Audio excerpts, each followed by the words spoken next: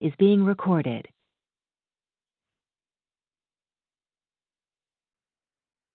Bonjour à tous et bienvenue donc, sur ce webinaire Cisco PME et ETI avec pour aujourd'hui comme sujet principal l'offre de Cisco Meraki. On va essayer de vous expliquer donc effectivement quelle est la valeur de l'offre Meraki donc pour les partenaires Cisco.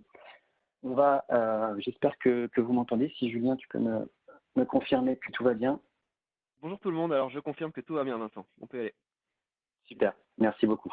Donc j'ai fait un petit peu de teasing, hein. J'ai effectivement dévoilé mon guest un petit peu en avance. Donc juste pour rappel, comment vous devez vous connecter à l'audio.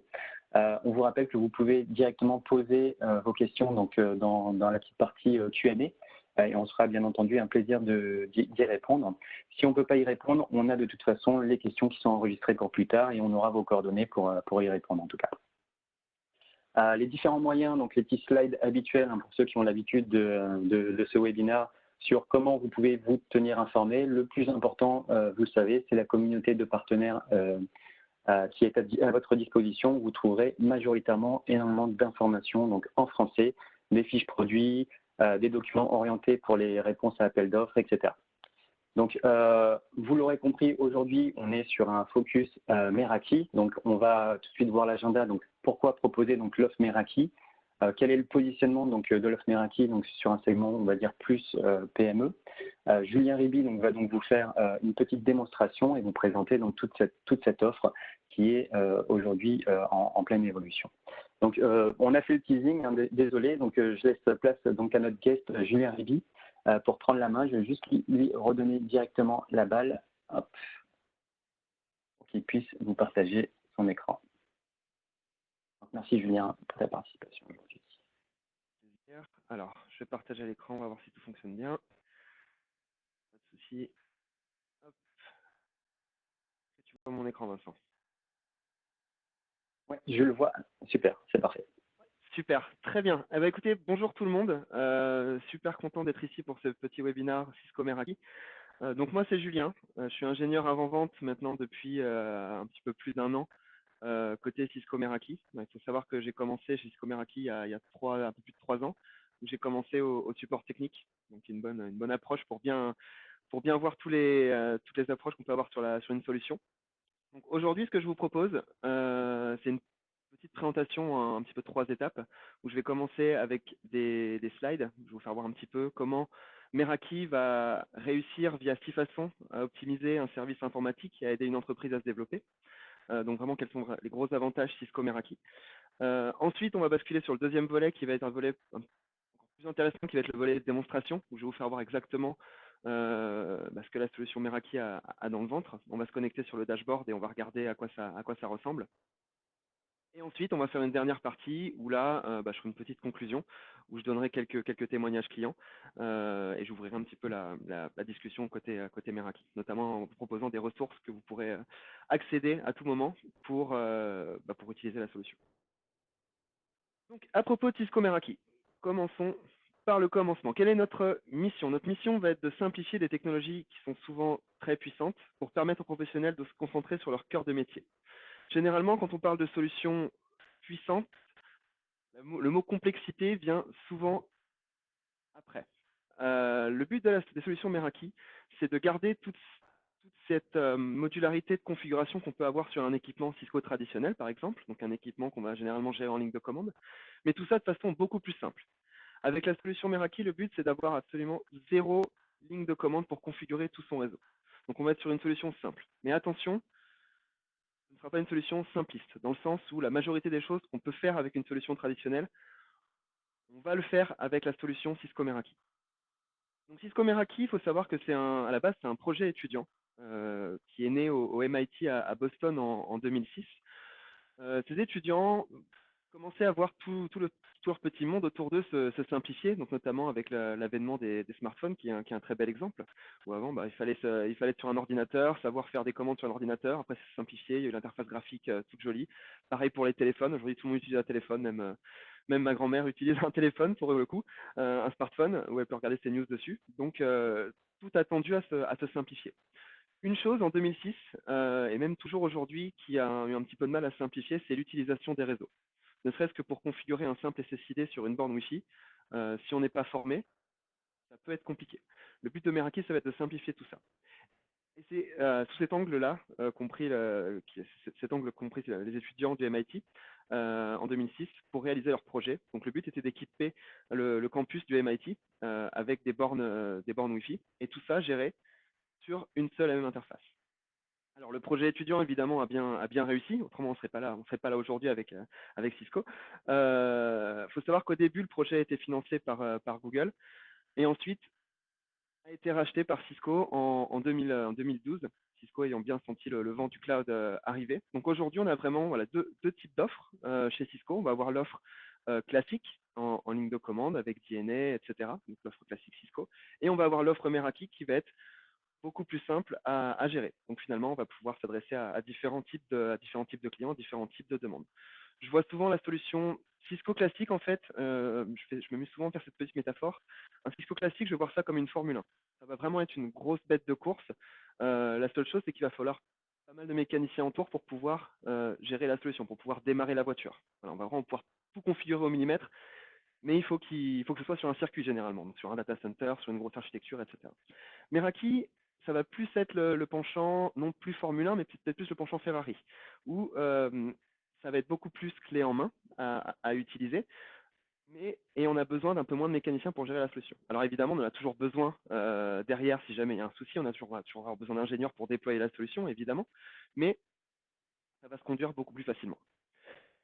Et du coup, chez Meraki, voilà, vous avez la petite gamme de produits sur ce slide. Donc, on a commencé par les points d'accès. On a eu très rapidement les commutateurs et les pare-feux qui ont suivi, les pare-feux qui sont aujourd'hui capables de faire du SD-WAN. On a aussi une solution de MDM, donc qui va manager des flottes de téléphones, des flottes de tablettes, des flottes d'ordinateurs. On va vouloir potentiellement pousser des applications en masse sur des équipements, voilà, pour gérer tout ce petit monde.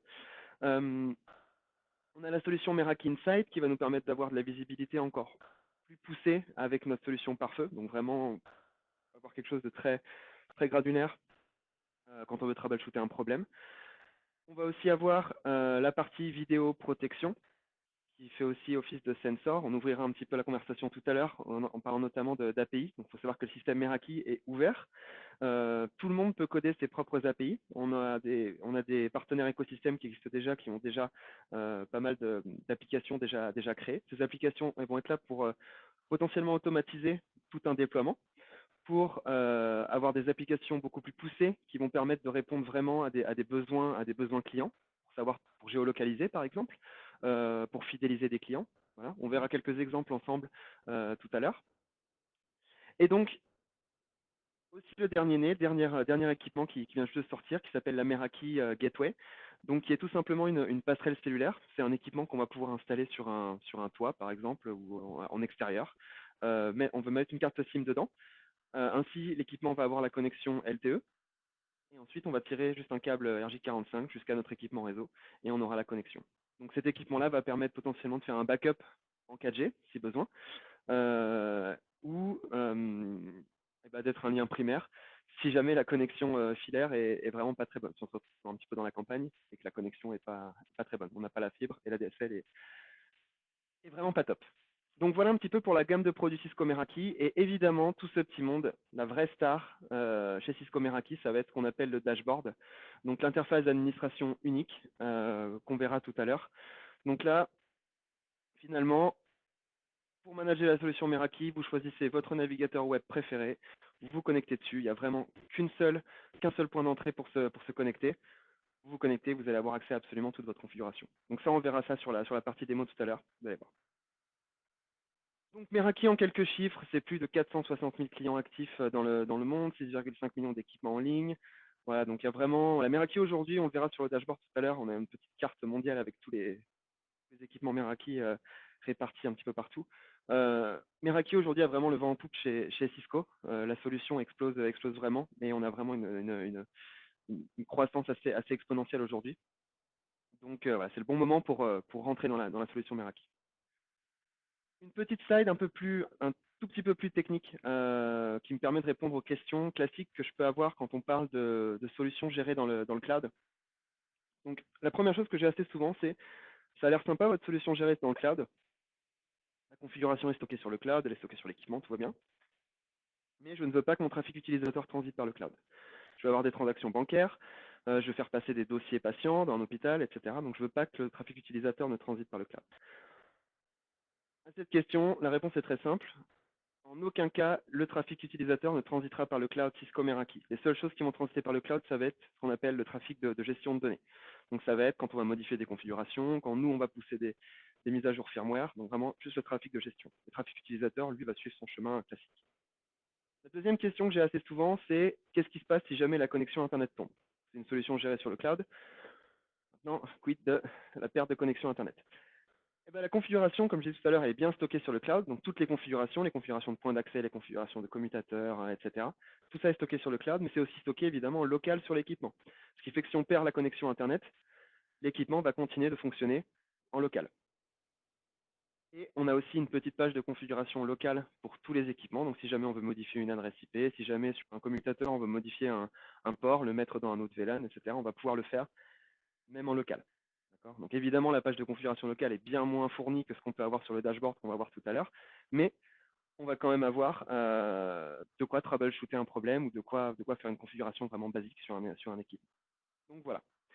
Ensuite, extensibilité, une croissance qui suit celle de votre entreprise, ça on le verra tout à l'heure. Meraki, ce qui fait un petit peu sa beauté, je trouve, c'est qu'on va pouvoir s'adresser à vraiment n'importe quel type de client. On va pouvoir commencer par le plus petit client avec un site jusqu'à vraiment une grosse multinationale telle comme Starbucks, qui est un de nos derniers gros clients recensés en date. Donc, on va équiper tous les Starbucks mondiaux en Wi-Fi Cisco Meraki. Donc, vous allez voir le dashboard, finalement, on peut l'utiliser avec un seul site. Ce sera très bien. Et on peut l'utiliser avec des centaines de milliers de sites. Le dashboard se mettra à l'échelle tout seul. Il n'y a pas besoin de contrôleur. Le contrôleur, c'est le cloud. Donc, on va se mettre à l'échelle automatiquement. Donc, on peut très bien commencer avec une petite entreprise.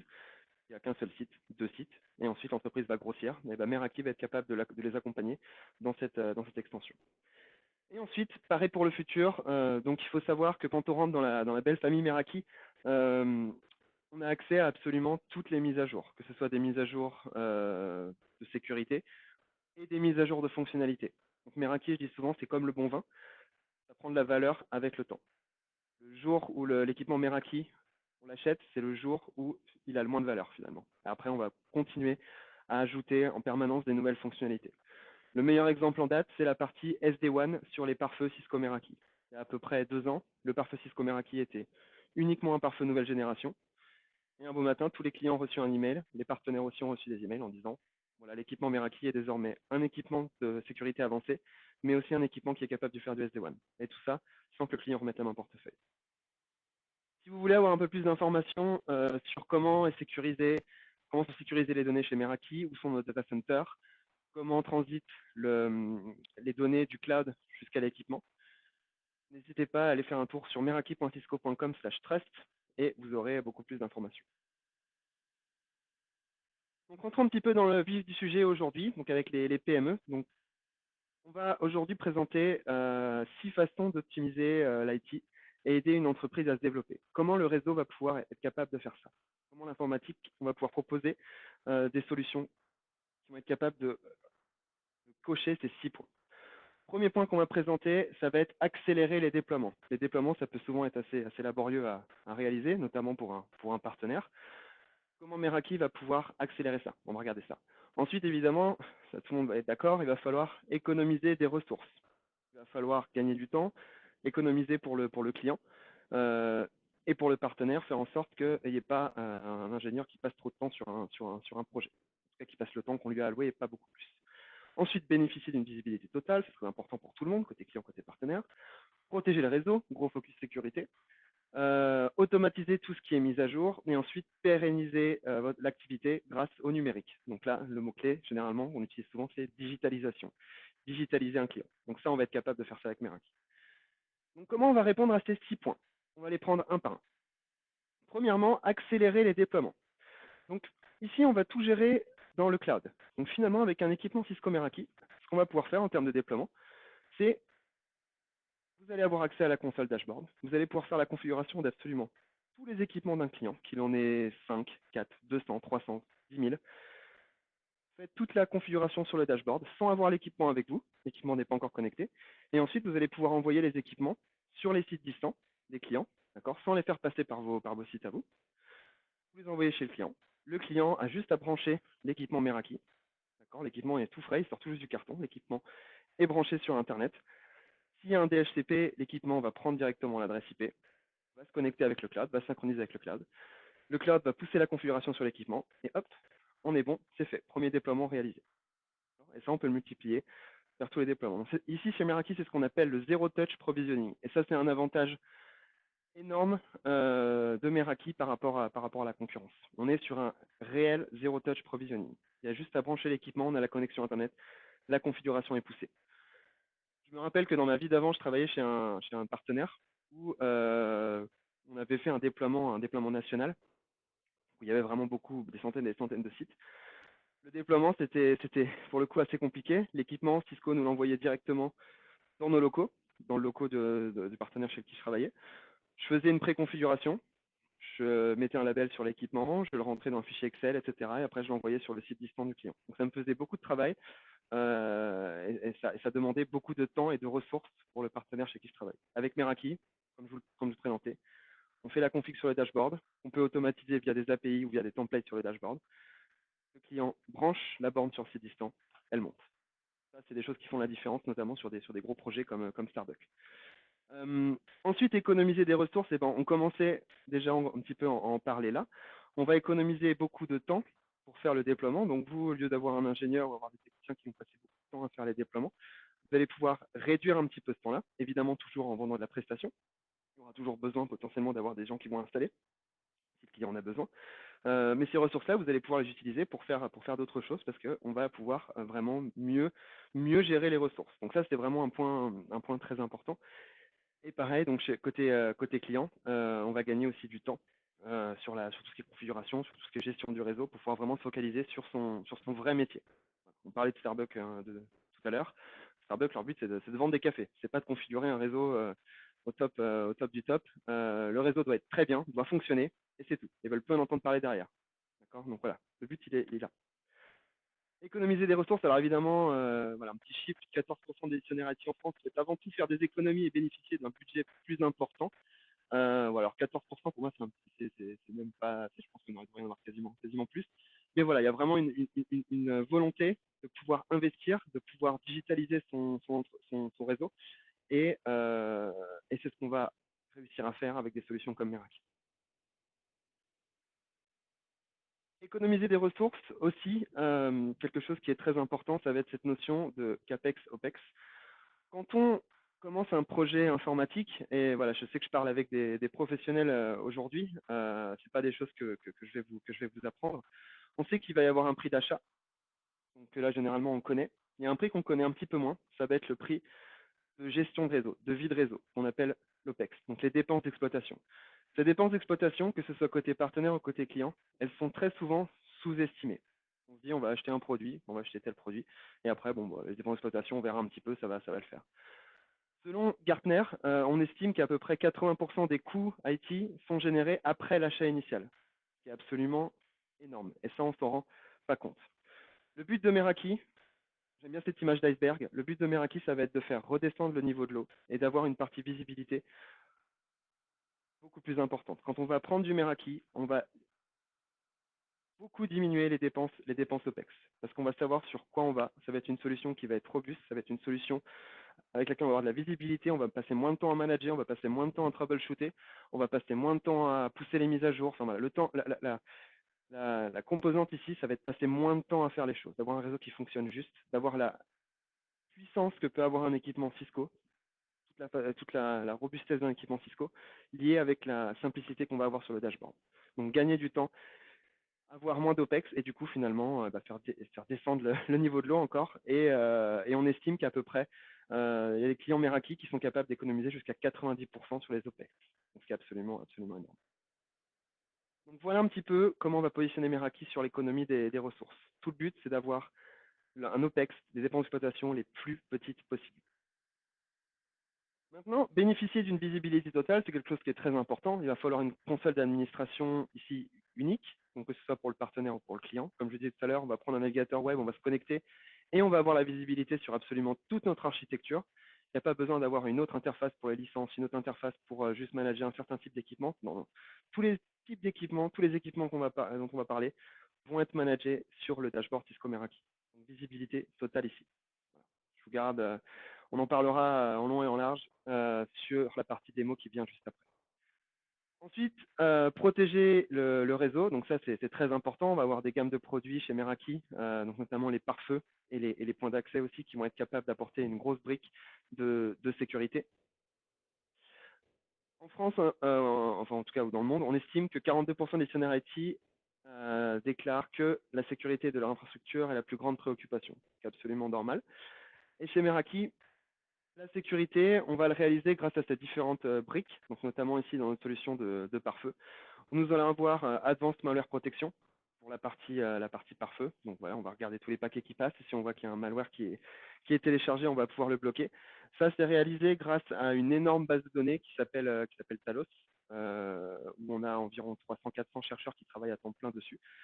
Et le but, c'est d'être proactif quand il y a quelque chose quand il y a une menace qui risque de sortir, ou si jamais elle est déjà sortie, être le plus réactif possible et pousser la mise à jour sur nos databases pour que les gens ne téléchargent pas de malware.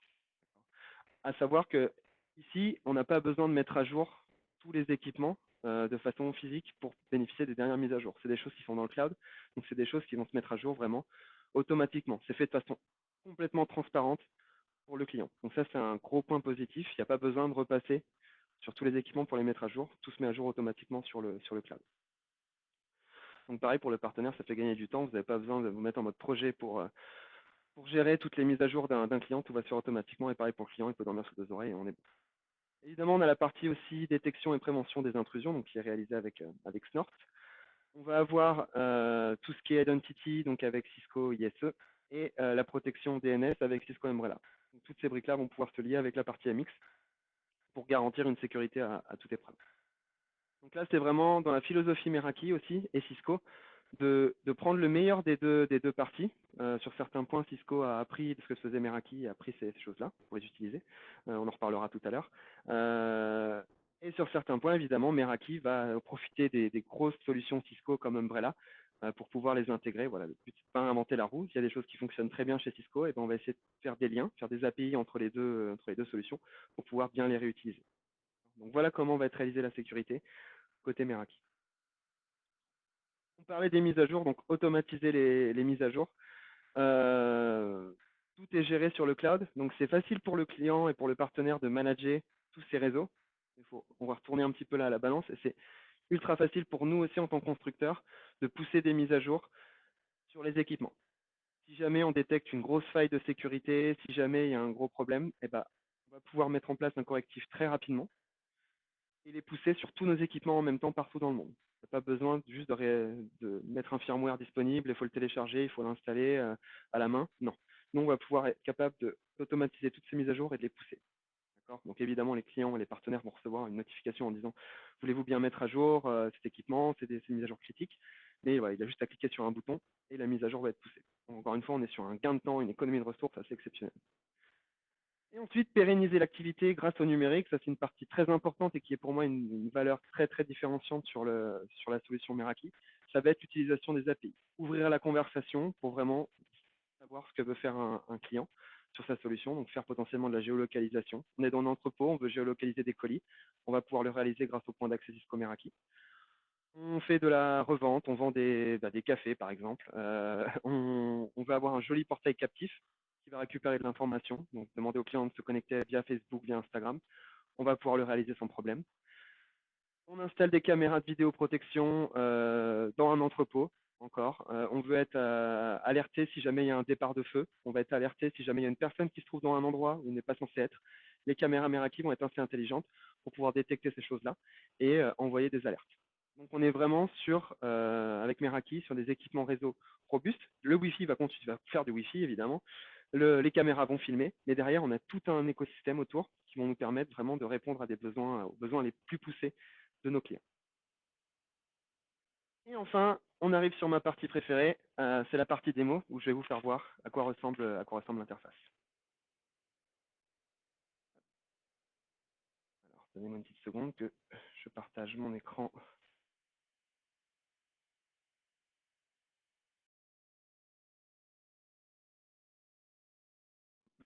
Super.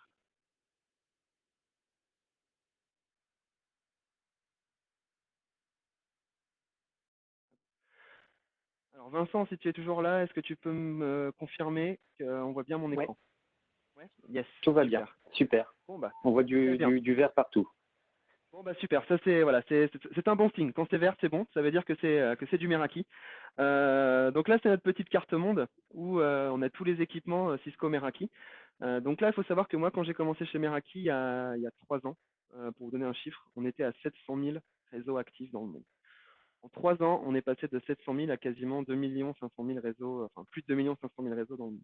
Donc quand je vous disais tout à l'heure que la solution a vraiment le vent en poupe et que il y a beaucoup de clients qui sont intéressés, voilà, les chiffres sont là pour parler. Donc ici, pour vous faire voir à quoi ressemble la solution, pardon, je vais me connecter sur notre réseau d'entreprise. Donc là, c'est notre réseau de bureaux Cisco Meraki. On a tous les bureaux Cisco Meraki répartis partout dans le monde. Donc là, vous voyez, on a une petite carte. Ici, on est dans organisation vue d'ensemble, où ici, on va avoir tous nos bureaux un petit peu partout. Donc là, on est sur ce qu'on appelle une organisation. D'accord. Donc si je vais dans organisation settings, ici, vous allez voir le nom de mon organisation. Cette organisation s'appelle Cisco Meraki. Il faut savoir que pour vous, partenaires, vous allez pouvoir avoir la possibilité d'avoir un dashboard qui s'appelle dashboard MSP, pour Managed Service Provider. Ici, vous voyez, on a la liste des réseaux, la liste de sites géographiques. Vous allez pouvoir aussi avoir une liste ici d'organisation, une organisation représentant un client. Donc vous allez pouvoir potentiellement cliquer sur la liste d'organisation, vous connecter sur un client, et ensuite vous connecter sur un des réseaux du client.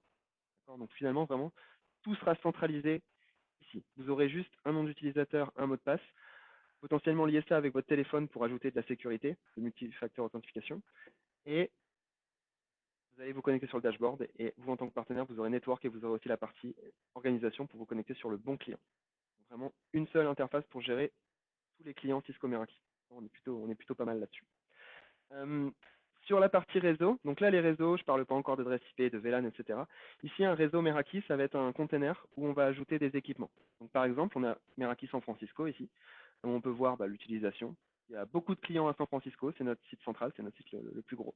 On a 371 équipements Cisco Meraki, dont 22 hors ligne. Donc évidemment, quand on a commencé à avoir des équipements en ligne, c'est là où on va commencer à avoir les petites pastilles qui vont changer de couleur pour nous dire, voilà, qu'il y a un équipement qui est tombé. Là, on peut voir sur certains sites, donc par exemple San Francisco, qu'on a 10 équipements, il y en a un qui est hors ligne, c'est toujours vert. C'est tout simplement parce que ça fait plus d'1 mois que cet équipement est hors ligne, donc on considère que c'est voulu, que c'est normal. Donc là, l'idée, c'est d'avoir cette visibilité-là sur tous les sites. Sans être trop technique, on va pouvoir comprendre un petit peu ce qui se passe. Donc là, voilà, un réseau, dans 99% du temps, ça va être un site géographique, donc comme on a là à San Francisco, Sydney, etc. Le nombre d'équipements. Donc ça, c'est la première petite fenêtre qu'on va avoir. On peut l'avoir évidemment sous forme de carte monde, comme ça. On va avoir tous nos équipements, voilà, un petit peu partout. Sachant qu'évidemment, si les équipements sont uniquement en France, on résume en France, et puis on peut avoir les différentes adresses qu'on peut avoir un petit peu partout. Maintenant, on va revenir un petit peu en arrière. Comment on a fait pour avoir ce joli dashboard avec tous ces réseaux? Donc déjà, pour créer un dashboard, comme je le disais tout à l'heure, c'est très simple. Vous allez juste sur Google, vous tapez dashboard Meraki, et là, absolument tout le monde peut créer un dashboard. Vous n'avez pas besoin d'équipement, vous n'avez pas besoin de licence pour l'instant. Tout le monde peut créer un dashboard Cisco Meraki. Maintenant, après la création du dashboard, la première chose qu'on va avoir à faire, ça va être d'ajouter des équipements Cisco Meraki dans le dashboard. Donc là, on va aller dans Organisation Inventaire. Là, on va appuyer sur Claim et on va ajouter des équipements en utilisant soit un numéro de série, soit une liste de numéros de série, ou alors directement le numéro de commande qui va comprendre tous les numéros de série. On appuie sur Claim et ensuite tous les équipements sont liés avec notre dashboard. Donc là, ça rajoute un petit côté sécurité où si jamais quelqu'un vient dans le bureau à San Francisco, nous vole un point d'accès, il aura le numéro de série parce que de toute façon, il sera écrit derrière, mais il ne pourra jamais utiliser l'équipement parce que le numéro de série est déjà lié avec un compte. Il est déjà lié avec un dashboard. Donc là, ça c'est très important, ça rajoute une petite partie sécurité. Et en plus, ça rajoute une petite partie asset management qui n'est pas négligeable, où ici, par défaut, le but, ça va être d'ajouter les équipements au dashboard et après, on va les ajouter à un réseau. Donc, On va faire add to, donc soit un nouveau réseau qu'on appellerait par exemple Paris. D'accord, admettons, créer un bureau à Paris demain. Hop, on n'a pas de bureau Cisco Meraki encore à Paris, donc on pourrait l'ajouter là. Paris, et on pourrait créer notre nouveau réseau, ou alors on l'ajoute à un réseau existant. D'accord. Et là, à chaque fois, par design, on aura toujours le numéro de série qui sera lié avec un réseau, donc avec un site géographique, ce qui nous permet de faire cette partie asset management, où bah, quand on commence à gérer des multisites, ou même beaucoup de clients, au bout d'un moment donné, on sait plus quel numéro de série, quel équipement se trouve où. Là, par design, vous serez obligé de savoir où se trouve tel numéro de série. Et pour le coup, inverse, sur tel site, vous saurez quel équipement est lié sur ce site-là. Donc ça, c'est la première chose, la partie inventaire. Deuxième chose, qui est une partie aussi très importante, ça va être la gestion des administrateurs sur mon réseau.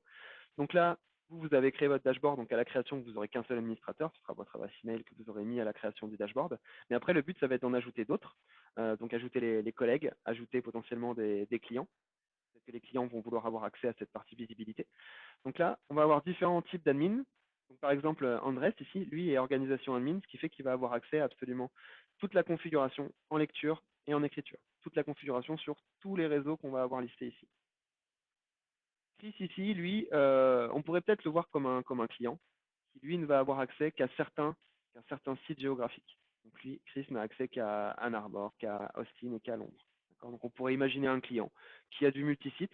Par exemple, il a un site à Paris, à Bordeaux et à Toulouse. Il va avoir une ressource locale à Toulouse et il va donner accès au dashboard juste à cette ressource locale à Toulouse pour le réseau Toulouse et pas pour les autres réseaux. Donc là, on va pouvoir vraiment être flexible et faire un petit peu ce qu'on veut là-dessus. Évidemment, on peut faire un accès juste en read-only, parce qu'on ne fait pas confiance nécessairement à la ressource locale, mais on va quand même lui donner un petit accès pour que cette personne ait la partie visibilité. Vous allez voir tout au long de la démonstration, la configuration est simple, mais la partie visibilité est assez extraordinaire. On va pouvoir très rapidement trouver une information, voir ce qui se passe sur notre réseau. Donc là, on arrive à un point parfait où on a créé notre dashboard, on a ajouté nos administrateurs comme il faut, on a ajouté des équipements. Ces équipements-là, on les a mis dans des réseaux. Maintenant, prochaine étape, aller dans un réseau. Donc là, on va se connecter à Meraki Londres. C'est le réseau sur lequel je travaille d'habitude. Bon là, en l'occurrence, on travaille tous à distance en ce moment. C'est pour ça que vous voyez sur cette partie Network Web Client que des planètes. C'est tout simplement toutes les personnes qui travaillent en client VPN en ce moment. Voilà. Si je reviens un petit peu, on va revenir donc, sur la dernière journée, on va revenir sur les 30 derniers jours, on aura un petit peu plus d'informations, un petit peu plus de données. Où là, vous allez pouvoir voir, donc là, c'est des clients qui sont connectés en filaire, avec les petits câbles RJ. Ici, on va voir les clients qui sont connectés ou étaient connectés en Wi-Fi. Donc là, vu que c'est grisé, un client qui était connecté, la dernière fois qu'il était connecté, c'était le 11 mars. Ici, donc comme vous pouvez le voir sur le côté gauche, on va avoir l'accès à la configuration de tous les équipements. Donc vraiment, comme je disais tout à l'heure, sur une seule et même fenêtre, c'est le cas. On va pouvoir configurer et monitorer notre pare-feu à partir d'ici. Monitorer, configurer nos switches, pareil pour la partie Wi-Fi. D'accord. Donc là, c'est ce qu'on appelle le full stack Cisco Meraki, où tous les équipements réseau dont on a besoin vont être monitorés via cette unique interface. Et alors pour moi, vous allez voir tout au long de la démonstration, ce qui fait une des beautés de la solution Meraki, c'est qu'il n'y a pas de sous-menu. À chaque fois, quand vous allez dans Wireless, comment configurer un CCD, vous allez le trouver ici, comment configurer le contrôle d'accès, c'est ici. Il n'y a pas de sous-menu. Voilà, les interfaces avec lesquelles j'ai vraiment du mal, c'est les interfaces où il y a toujours des plus-moins un petit peu partout. On s'y perd assez rapidement. Et après, pour retrouver rien qu'une petite donnée, ça peut nous prendre du temps. Et on se dit, tiens, mais ça, je l'ai vu 50 fois, mais je ne sais plus où ça se trouve. Sur Meraki, une fois après quelques jours d'utilisation, pour ceux qui commencent, vous allez voir que l'information, on la retrouve très vite. Et finalement, c'est le mot user-friendly et caractérise très bien la solution. Donc ici, on va avoir la liste des clients qui sont connectés. Évidemment, vu qu'on a le full stack ici, on va pouvoir les filtrer. Donc, on pourrait dire, voilà, je veux que les clients qui sont ou étaient connectés en Wi-Fi. Donc là, voilà, le bureau est un petit peu vide en ce moment. Donc, il n'y a personne qui est connecté.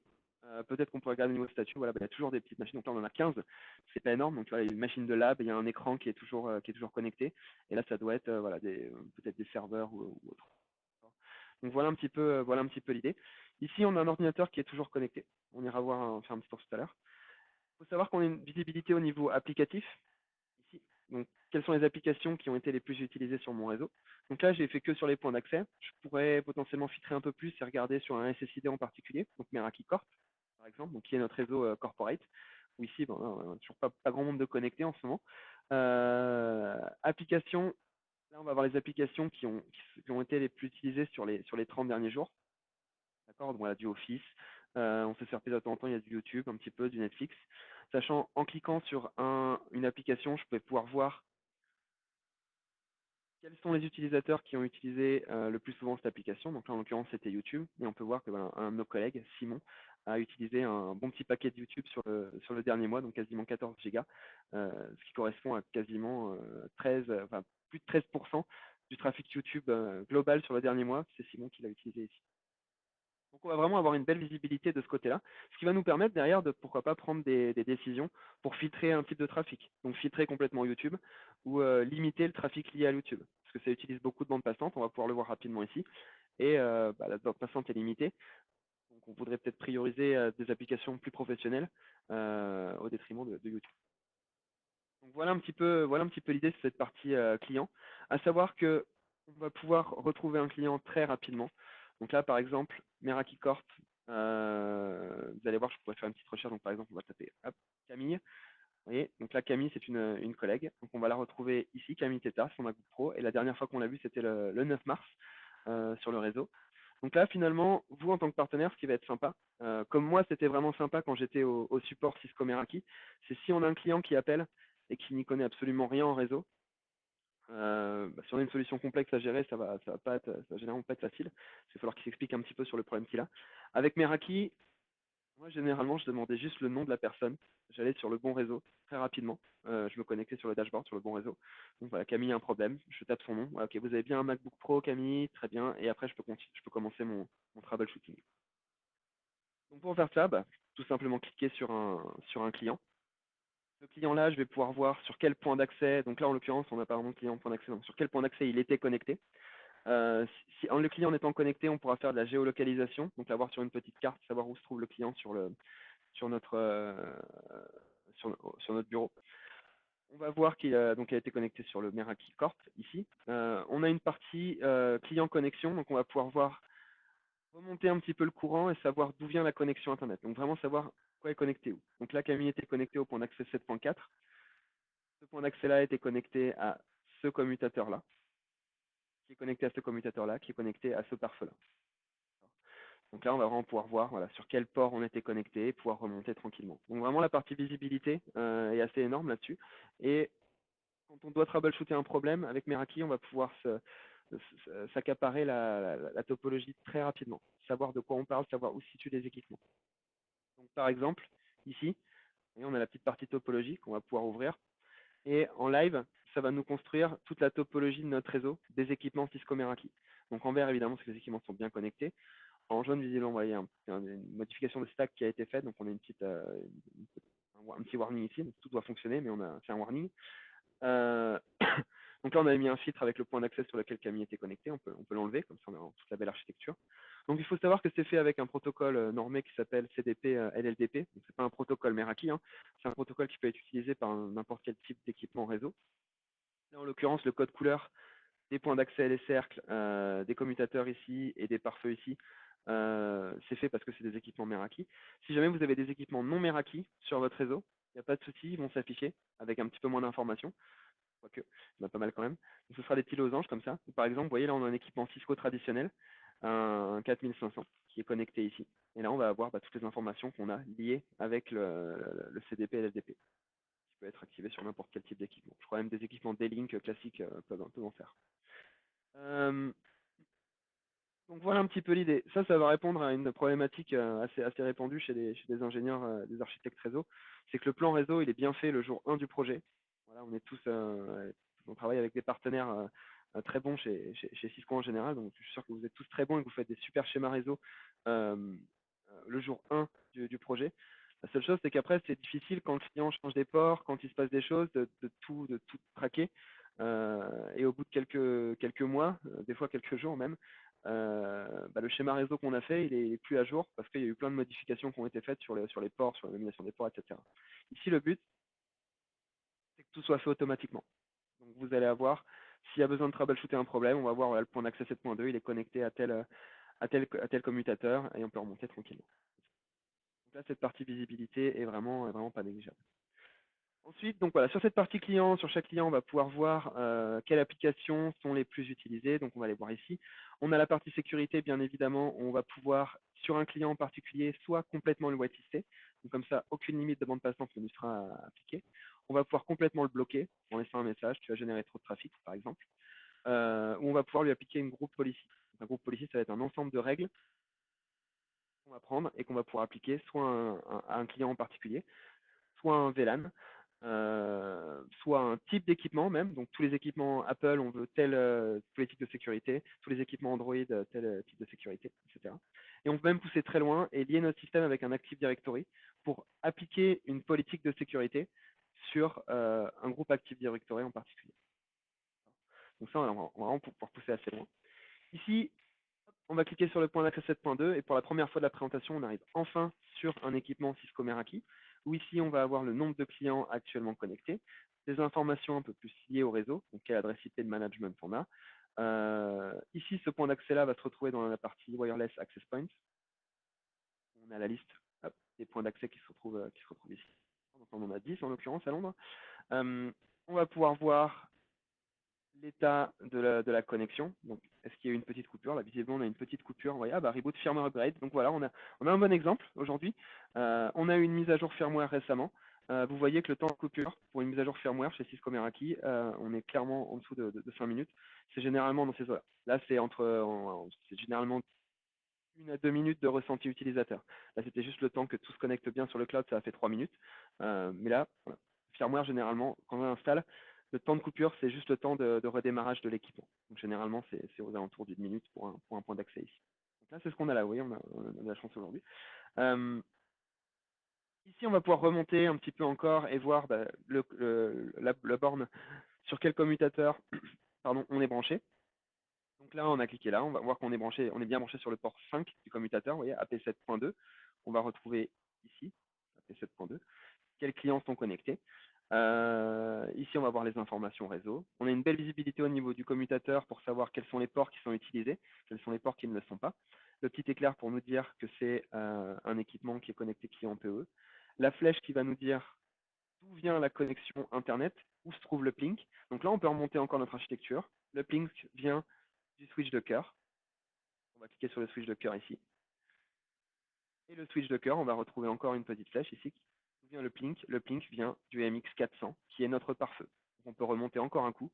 On va cliquer ici. Et là, ça va nous emmener sur notre pare-feu Cisco Meraki. Pare-feu, on va pouvoir avoir donc 2 connexions Internet, donc WAN 1 et WAN 2, qui va nous permettre de faire du SD-WAN. On va avoir nos deux MX, donc ça va nous faire ce qu'on appelle du warm spare. Donc si jamais un équipement qui tombe, le deuxième prend le relais. Donc, voilà, c'est un équipement assez critique, donc il faut faire attention. Et ensuite, sur la partie configuration, sur la partie pare-feu, on va avoir plein de choses très intéressantes. Donc évidemment, la partie adressing et VLAN, c'est là qu'on va configurer nos VLAN, potentiellement appliquer une group policy, donc les mêmes group policy dont je parlais tout à l'heure sur un VLAN en particulier. Ensuite, à chaque fois qu'on crée un VLAN, évidemment, un DHCP est créé. Une partie qui est très importante à présenter sur la partie Meraki, ça va être la gestion des VPN.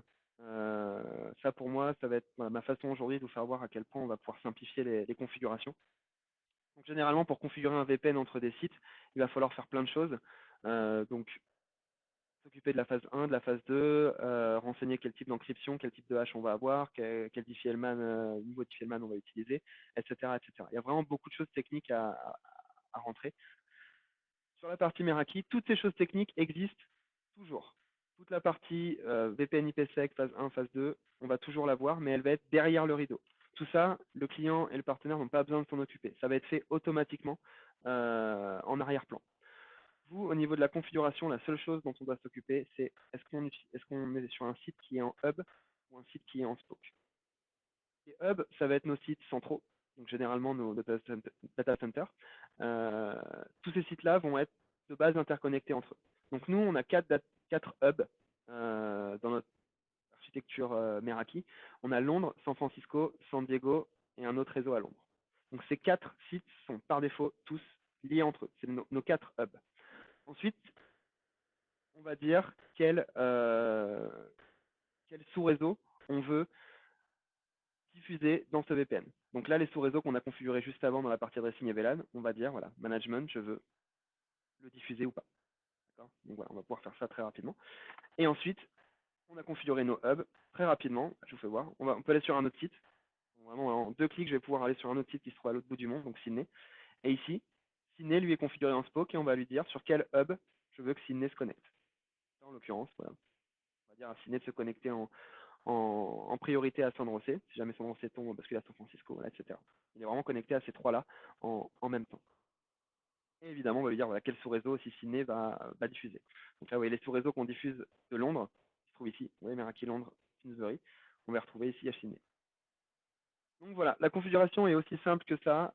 Côté Meraki, à chaque fois qu'on a une belle configuration, on a aussi une très belle visibilité. Ou ici, on va voir la partie VPN statut. Là, on va voir les VPN assignés, on en a 3. Donc de Londres, San Francisco et San José. Donc on va les voir ici assez rapidement. Donc ça, voilà, c'était mon petit crochet configuration par feu. Je voudrais vous faire voir aussi une petite brique de configuration sur la partie Wi-Fi. Où ici, on est de retour à Londres. Sur la partie wireless SSID, on va avoir la liste des SSID que j'ai configurés, donc le corporate, le guest, un peu bizarre.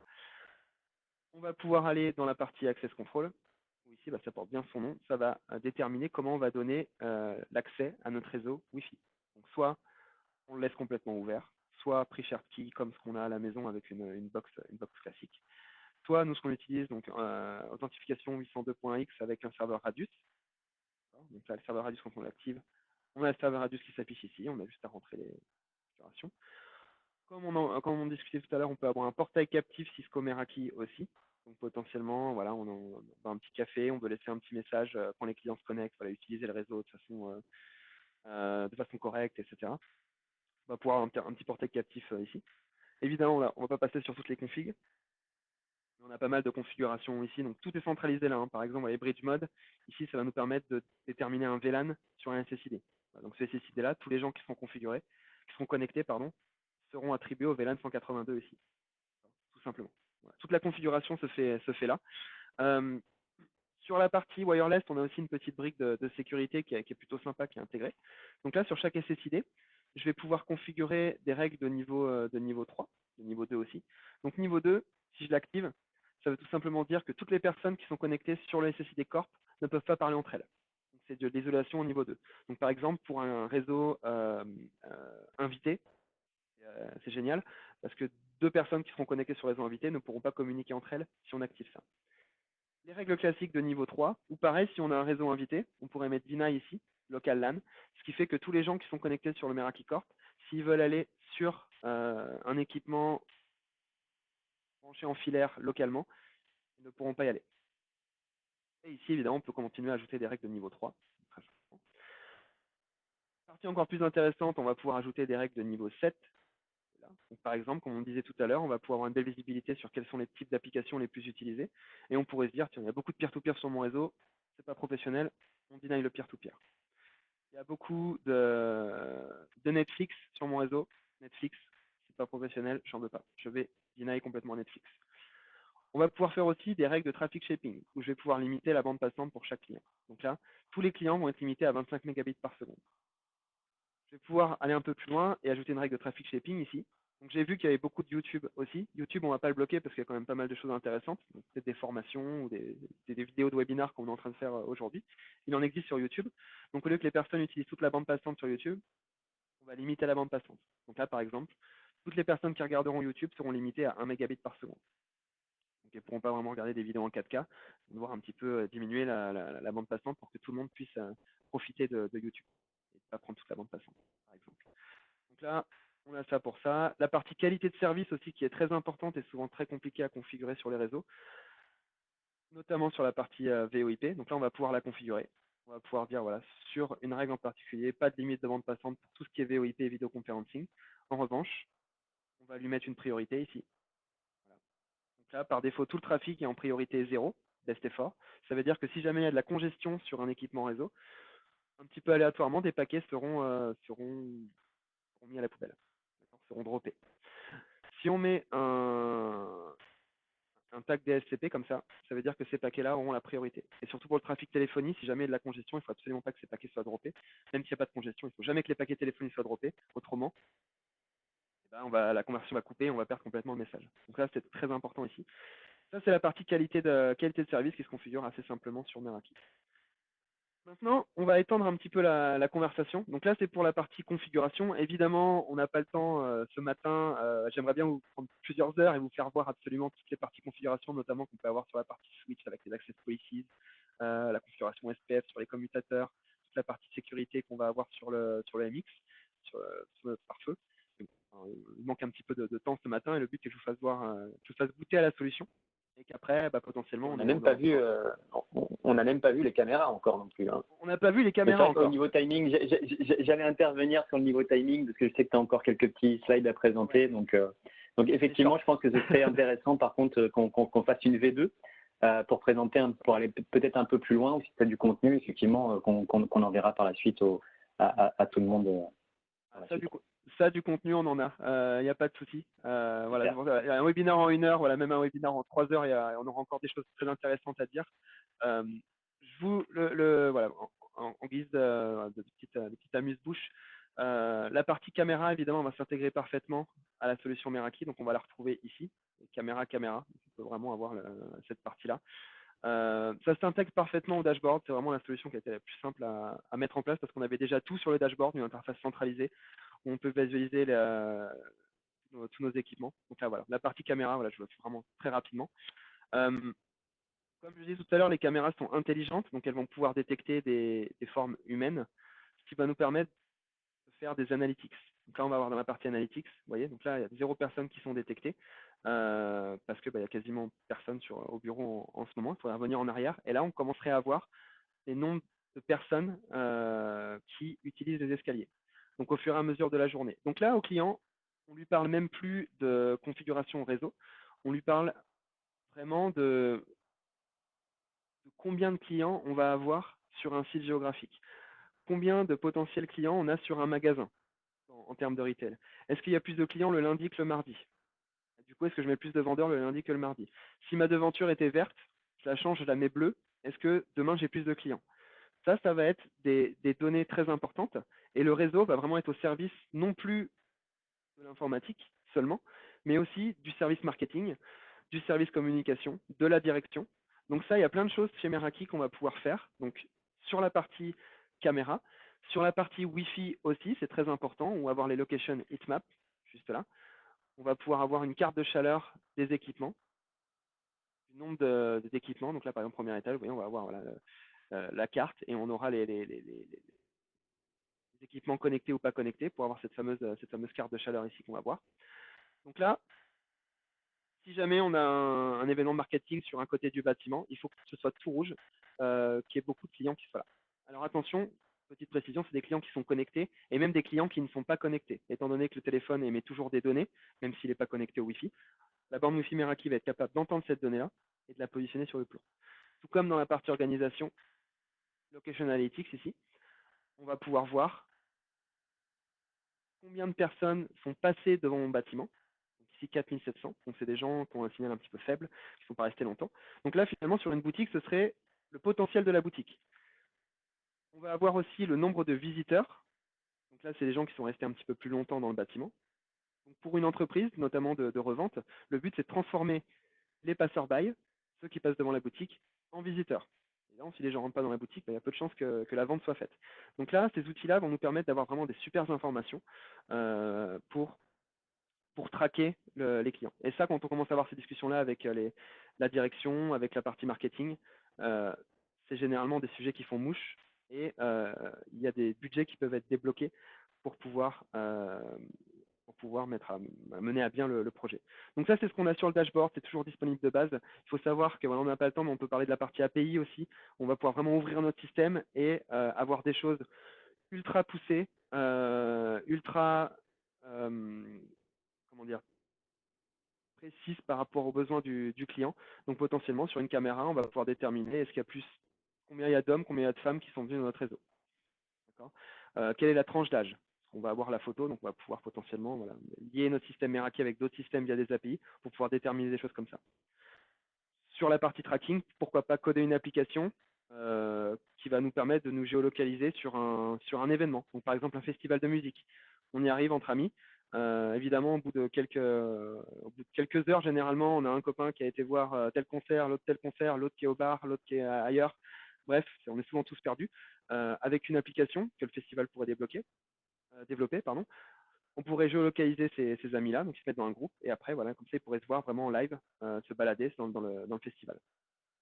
C'est un exemple parmi tant d'autres. Le potentiel des API est absolument illimité. Si c'est un sujet qui vous intéresse, surtout n'hésitez pas à nous recontacter. Moi, je vous ferai un plaisir de vous faire une petite formation là-dessus. C'est vraiment une grosse valeur ajoutée que peut avoir la solution. Alors, il ne nous reste pas beaucoup de temps. J'ai quelques slides, je vais les passer rapidement, mais efficacement. Est-ce que Vincent, tu peux me valider que tu vois toujours mon écran? C'est nickel, on voit bien la présentation. Nickel. Allez, je prends 5 minutes pour faire la conclusion. Donc, bénéfices de la transformation numérique, on les a, donc voilà, des meilleures relations avec les clients, une meilleure image de marque, des processus plus efficaces, donc c'est tout ce que va apporter Cisco Meraki, meilleure productivité, voilà. Les clients sont dans plus de 95% satisfaits de la solution, dans le sens où ils font un renouvellement de leur licence avec Meraki. Je n'ai pas les chiffres exacts en tête, mais le chiffre est très haut et quasiment inégalé sur le marché. Donc ça, c'est très important, le client revient. Témoignage client, donc vraiment assez rapidement, 3 types de clients différents. Ici, Audi va nous parler de simplicité et de rapidité de déploiement. Voilà, une fois qu'un équipement est connecté à Internet, il se configure automatiquement. Et ça, c'est ce qu'ils voulaient. Ils ne voulaient pas s'embêter à faire un déploiement qui prenait des mois et des mois et des mois. Ils ont gagné beaucoup de temps sur la partie déploiement. Ren nous parle de management centralisé, donc notamment ce qui est en termes de sécurité, de troubleshooting, de visibilité. Donc là, voilà, c'est un autre typologie de client qui, lui, appuyait vraiment dessus. Et on a un autre client qui nous parle de développer son activité, donc de se digitaliser. Donc ça, c'est vraiment pour moi, c'est 3 beaux exemples, parce que c'est 3 choses que Meraki essaye de mettre en avant. Simplicité, rapidité, pousser les configurations, avoir quelque chose de centralisé, et surtout développer notre activité, notamment via la partie API, où on va pouvoir proposer des choses très intéressantes pour tous les services d'une entreprise. Meraki, à chaque fois qu'on va utiliser, il va falloir donc le dashboard, l'équipement et une licence aussi, sachant que la licence, tout est compris dedans. Donc c'est beaucoup plus simple pour moi en tant qu'ingénieur avant-vente et pour vous en tant que partenaire. Il n'y a pas 50 références de licence. Ici, en l'occurrence, pour le point d'accès, par exemple, il n'y en a qu'une. C'est un AP, une licence. La licence comprend tout, donc le remplacement J+1 d'un équipement si jamais il y a un souci. Donc si jamais il y a un souci, vous appelez le support Cisco Meraki qui est disponible 7 jours sur 7, 24 heures sur 24. Le support peut vous envoyer un équipement de remplacement, donc soit sur votre site, soit sur le site du client. Le client, il reçoit l'équipement, hop, il leur branche et tout remonte facilement. Vous n'avez pas besoin de stocker des configurations sur des serveurs externes et tout. La configuration est stockée sur le dashboard. Donc voilà, tout est inclus dans la licence. Gestion des mises à jour, assistance, remplacement des équipements. Les durées disponibles pour les licences, évidemment, c'est 1, 3, 5, 7 et 10 ans. On est flexible, un petit peu ce qu'on veut. Donc l'assistance, on en parlait, assistance technique incluse, 7 jours sur 7. Faut savoir que le support, il va se situer à Londres, à San Francisco, à Sydney et à Chicago, ce qui nous permet d'avoir toutes les zones géographiques, et surtout quand vous appelez, vous aurez toujours quelqu'un qui est réveillé, qui ne travaille pas de nuit, donc qui est prêt à troubleshooter votre problème et à vous accompagner sur Meraki. Pour tous les clients, on a un programme de financement EasyLease à taux 0%, donc là, je vous invite à rapprocher plus de la partie commerciale. Donc il y a des choses qui peuvent être faites pour les clients qui veulent des aides au niveau financier. Étape suivante, Cisco Meraki, c'est très important. On suit un modèle et on invite nos partenaires à suivre ce modèle-là. Ça va être le modèle See, Try and Buy. On veut que les clients puissent voir la solution via des webinars, comme on fait là, ensemble. Ensuite, on va pouvoir envoyer des équipements de test à ces clients. Donc, on va pouvoir potentiellement faire une démo tous ensemble. Nous, Meraki, on peut envoyer des équipements de test pour 0 €. À 0 €, on peut envoyer jusqu'à quasiment plus de 50 000 € d'équipement, donc l'équipement en test. Et ensuite, le but, c'est qu'il achète derrière. Donc, on peut regarder ça. D'accord. Donc ça, c'est un modèle qui existe déjà. On ne l'a pas inventé. C'est ce que vous allez retrouver typiquement dans les Netflix ou les Spotify. Vous avez un collègue qui vous parle de Spotify en disant tiens, il y a ça. Ça a l'air cool. Après, on a le trial de 30 jours, et après, généralement, on transforme et on achète. Donc, Meraki, ça suit un peu ce modèle-là. Il faut le voir, il faut que ça se fasse savoir. On a un essai, et après, si on veut, on peut acheter. Quelques ressources pour vous, partenaires. Alors, il faut savoir qu'on a une grosse campagne sur le small en ce moment. Donc là, je pense que vous aurez accès au slide de toute façon, où on reprend les points que je vous ai présentés, les 6 points importants que je vous ai présentés tout à l'heure. Donc, on est vraiment très axé sur le small avec Cisco et avec Cisco Meraki. Donc là, vous avez un petit lien qui va où on peut voir quelle est notre campagne publicitaire là-dessus. Des nouveaux webinars, donc plein de nouveaux webinars. Surtout, n'hésitez pas à aller sur merakipartner.com. Vous allez pouvoir vous créer un compte et vous aurez un identifiant unique, un lien unique de webinar que vous allez pouvoir envoyer au client. Ce qui fait que si le client utilise ce lien-là que vous avez créé en tant que partenaire, le client sera lié à vous dans notre base de données. Et vous, pareil, vous pourrez suivre combien de clients ont participé à un webinar. Donc exactement le même genre de webinar qu'on fait en ce moment. Vous allez pouvoir, en tant que partenaire, les inviter, traquer quel client est venu. Nous, dans notre base de données, le client est lié avec vous, partenaire. Et contrairement au webinaire d'aujourd'hui, les clients ont plus de chances parce que les clients vont recevoir une borne d'accès gratuite avec une licence 3 ans. Donc à chaque fois qu'un client participe à un webinaire, il a une borne Wi-Fi gratuite. Donc ça, pour vous, c'est un super levier pour la partie, donc tout à l'heure, la partie voir la solution. On veut que les clients voient la solution Meraki pour pouvoir partir avec. Frais de matériel, donc ça je disais, voilà, 0 €, meraki.com/trial. Un prêt matériel augmente de 21% la probabilité d'achat pour un nouveau client, c'est énorme. Les clients peuvent essayer tous les matériels Cisco Meraki. Pas de souci. Marketing Velocity Central, ça, n'hésitez pas à utiliser ce lien-là, c'est là où vous aurez toutes les informations Cisco Meraki en français. Donc potentiellement des battle cards pour dire voilà quels sont vraiment les avantages Cisco Meraki peut-être par rapport à d'autres solutions, qu'est-ce qu'on doit mettre en avant. Un guide d'appel, donc quand on appelle un client et qu'on parle de Meraki, voilà de quoi on devrait parler. Une infographie, donc là c'est plus pour la partie marketing, des slides de formation, potentiellement des boilerplates quand on va répondre à des appels d'offres. Donc tout ça va être disponible ici. Voilà, bah merci. Je suis désolé, j'ai dépassé de 2 petites minutes. Vincent, est-ce que tu as un petit mot de la fin à nous partager? Ouais, effectivement. De toute façon, enfin, je pense que ça fait partie des habitudes. On dépasse toujours d'environ 5 minutes. Alors, je vais juste reprendre effectivement la balle. Hop, super. Alors, je vous garde juste 2 minutes promis. Hein. Je vais faire un effort pour passer les dernières slides. C'est juste des petits rappels hein, pour la plupart. Hop, je vais partager mon écran. Ok. Donc, en tout cas, Julien, merci beaucoup pour cette magnifique prestation.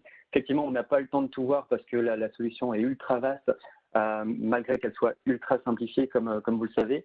On vous a préparé un petit slide récapitulatif, donc c'est globalement ce que vous a présenté Julien aujourd'hui, mais vraiment plus pour les commerciaux. Qu'est-ce qu'il faut retenir? Un taux de renouvellement client une fois qu'on passe la première souscription de plus de 90%, des taux, des deals moyens qui sont environ de 1 à 3 mois, alors que sur des projets plus d'ordre classique, on est beaucoup plus élevé. Des taux de conversion grâce au site Try-Buy, comme le disait Julien, de plus de 50%. Plus de 7 ans de croissance à 2 chiffres avec Cisco Meraki, etc. Donc tout est résumé ici. Globalement, je voulais juste vous rappeler que vous avez donc une équipe qui est dédiée, bien entendu, Cisco Meraki sur l'ensemble du territoire français. Donc vous allez avoir donc tous les contacts. Et vous voyez donc Julien qui est ici. Merci encore une fois pour cette prestation. L'équipe Cisco plus globale, donc pour l'ensemble de l'offre, encore une fois, vous allez avoir donc toutes les coordonnées en fonction du client final. Et enfin, pour continuer, donc on n'a pas encore la prochaine date sur le prochain webinaire PME, mais on vous promet qu'on revient vers vous très vite. Vous avez l'occasion là de retrouver donc les recordings, les présentations des dernières présentations, des derniers webinaires PME. On vous enverra d'ici demain le temps de récupérer le recording, de vous faire le petit mail qui va bien. On vous enverra donc la présentation, le recording de ce que vous avez vu donc aujourd'hui et plus d'informations notamment sur le portail MSP, sur tout ça. Vous savez qu'actuellement, c'est un petit peu compliqué de se déplacer, donc n'hésitez pas à télécharger le calendrier des événements Cisco. vous allez retrouver donc tous les prochains webinaires qui sont à disposition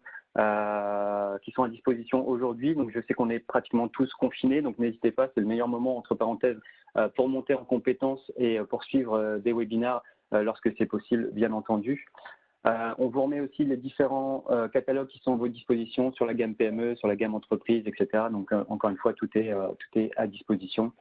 L'outil sélecteur qui vous permet à la fois de sélectionner des produits Switch, Wi-Fi, qu'on soit sur la gamme entreprise ou bien entendu sur la gamme Meraki avec la gestion des licences, etc.